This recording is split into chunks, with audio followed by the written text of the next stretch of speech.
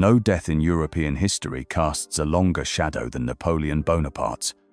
It should have ended with glory, or at least clarity. The official story is tidy. Stomach cancer, noble suffering, the fall of an empire. But whisper beneath the surface, and the story begins to split. Why did his doctors disagree? Why did his body resist decay?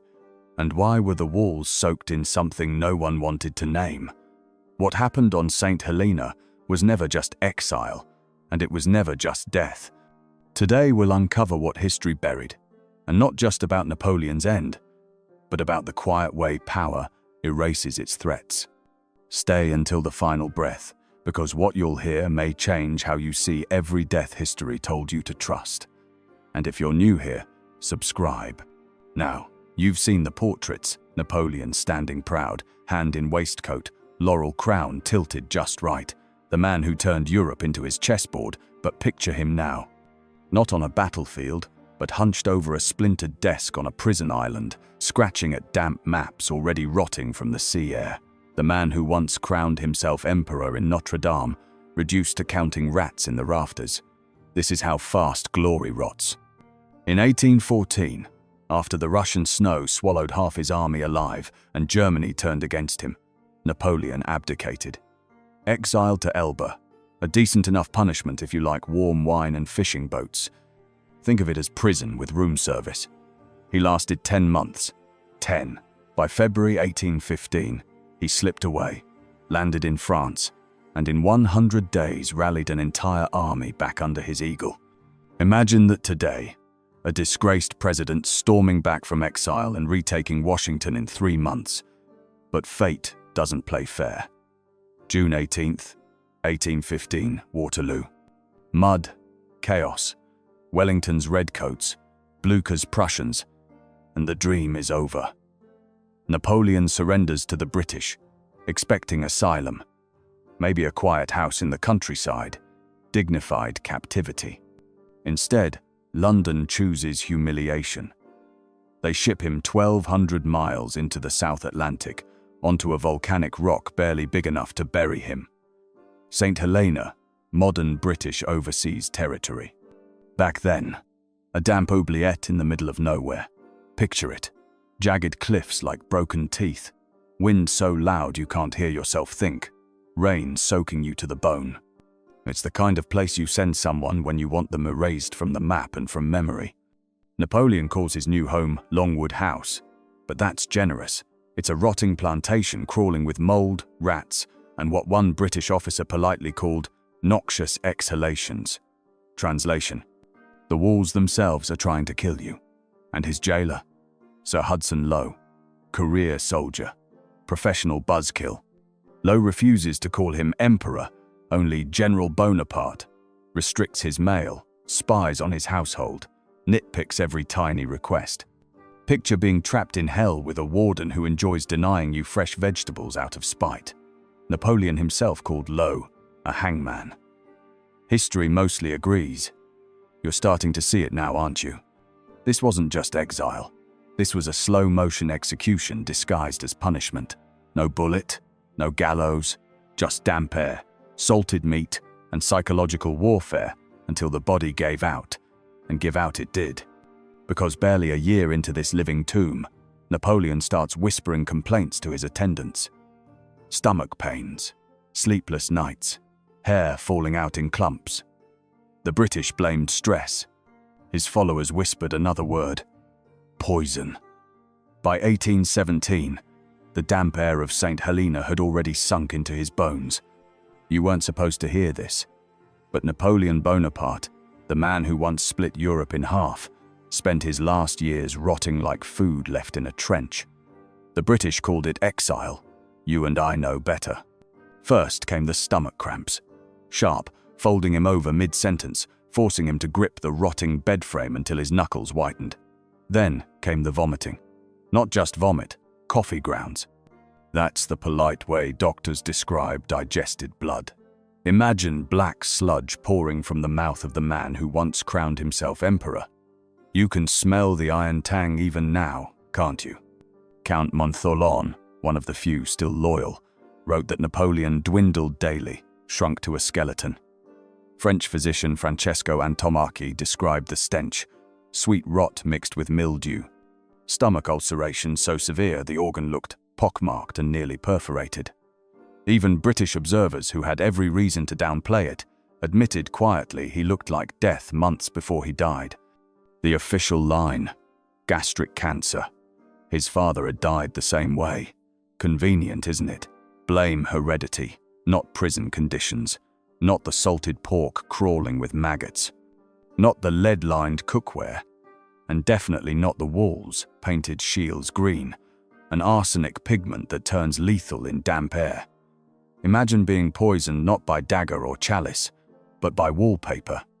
Napoleon himself joked about it through clenched teeth. "The English could not kill me with bayonets," he whispered, "so they send mildew and salt pork."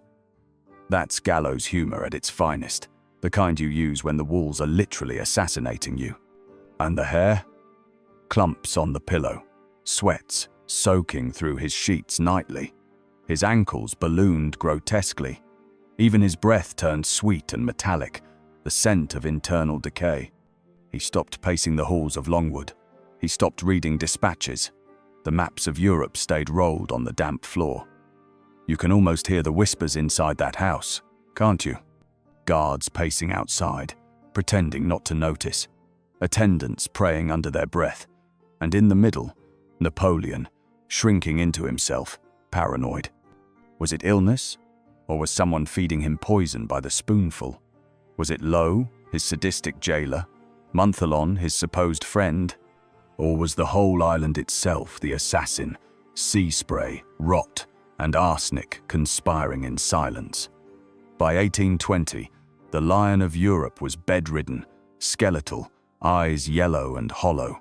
He dictated his will between bouts of black vomit, cursing his captors, cursing Europe, cursing fate itself. The British said cancer. His followers whispered murder. You're starting to see it now, aren't you? May 5th, 1821. Napoleon Bonaparte exhales for the last time in a damp room on Saint Helena.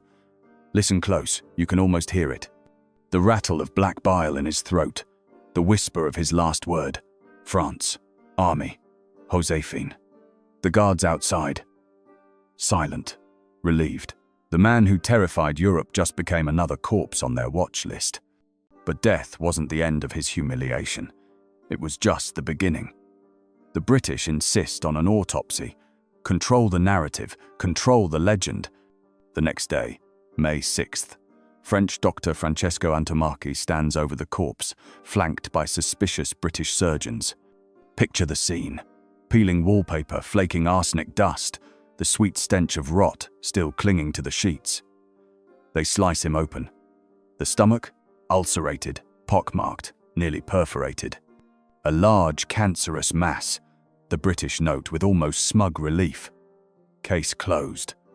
Hereditary cancer, just like his father. Nothing to see here. But the French see something else. To them, the stomach looks burned, not eaten away. Chemical, not hereditary. And there's another detail, one the official reports barely mention: no foul odor. For anyone who's seen cancer deaths, that absence is chilling. Arsenic preserves, cancer does not. And here's where it gets stranger. They bury him in Geranium Valley, Saint Helena. Not in one coffin, but 3. Tin, mahogany, lead. Official reason? Moisture protection. Unofficial? Lock the evidence away like state secrets. 19 years later, 1840. France demands his body back, retour des cendres. The British give in, crack open the coffins. What they find shouldn't exist.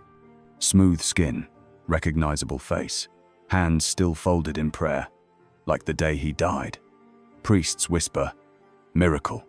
Scientists whisper, arsenic. And the crowds?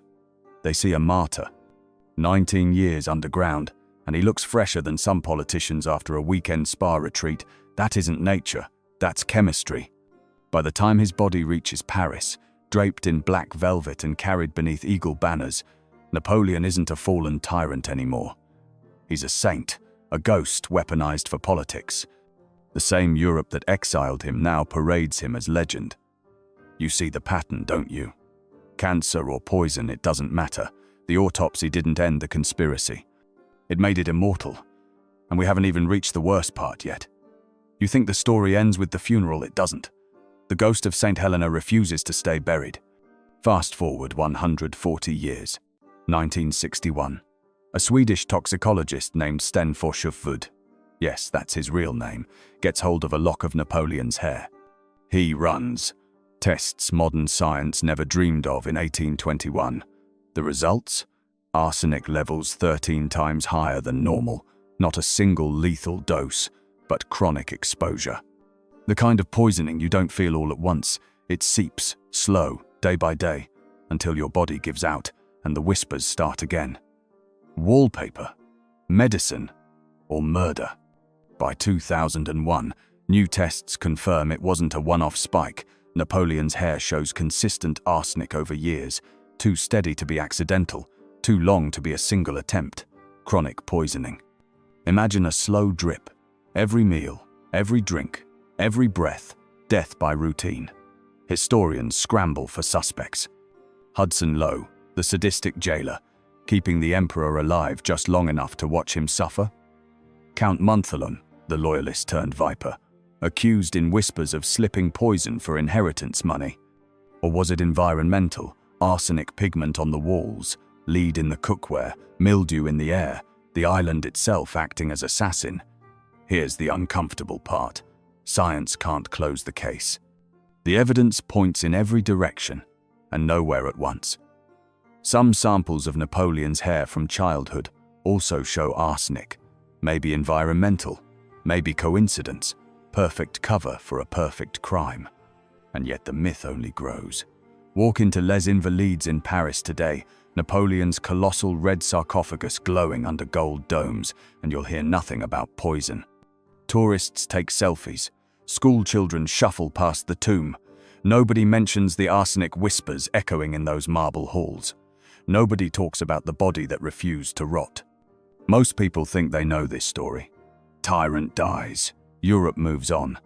But you and I know better. No one buries a man in 3 coffins unless they're hiding something. No one exhumes him 19 years later and finds a saint's corpse unless something went wrong. Cancer? Poison? Conspiracy? Pick your theory. Because the truth is simple. Napoleon's death didn't end his legend. It created it, and the whispers haven't stopped since. Let's take a step back into that damp bedroom on Saint Helena. The black bile on the sheets, the mildew creeping up the walls, the guards pretending not to hear. Napoleon Bonaparte, emperor, tyrant, martyr, gasping his last in a room built to erase him. 2 centuries later, the lie still holds. Schoolbooks still call it cancer. Politicians still parade him as a sanitized relic of French pride. But the coffin tells a different story. The hair samples, the triple burial, the body that refused to rot, they all whisper the same forbidden word you weren't supposed to hear: poison. And maybe that's the darkest truth of all. Not whether Napoleon was murdered, but how easily history buried the crime. Think about that next time you stand under his golden dome at Les Invalides. How many other natural deaths in history were really assassinations dressed up for polite society? And if you want the rest of those buried secrets, subscribe and we'll keep digging.